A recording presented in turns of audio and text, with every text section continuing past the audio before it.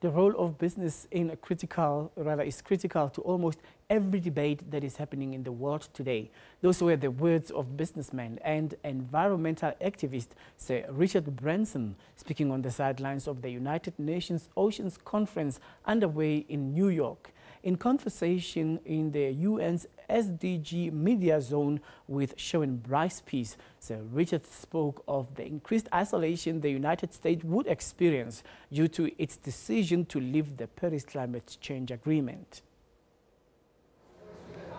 He's a superstar activist on the environment, using his business success and considerable financial leverage to save the world's oceans. Incredibly important to feed the world. They're beautiful to swim in, to play in, and with protection, they can be sustainable for hundreds and hundreds of years to come.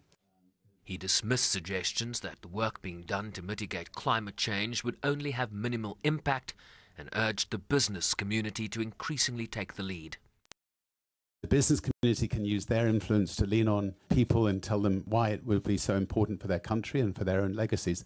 And with the social sector, I think we can create the kinds of reserves, and the importance of these reserves is it gives the chance to the fish to replenish.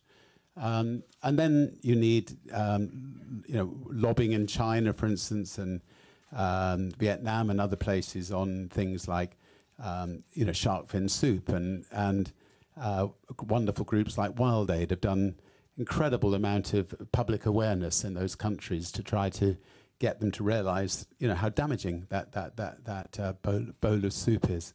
Sir Richard pointed to examples like progress in restoring the world's ozone layer as proof that when countries work together, much can be achieved. I asked him to specifically address the US withdrawal from the Paris Climate Change Agreement. A lot of us tried, and a lot of us cried when he made the decision he did. And the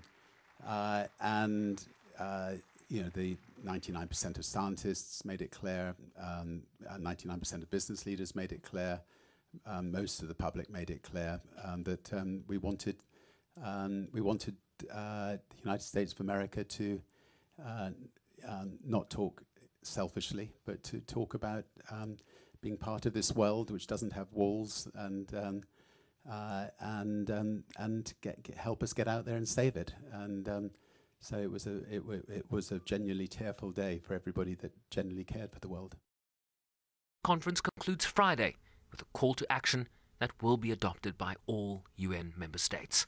Sherwin Bryce-Pease, SABC News, New York.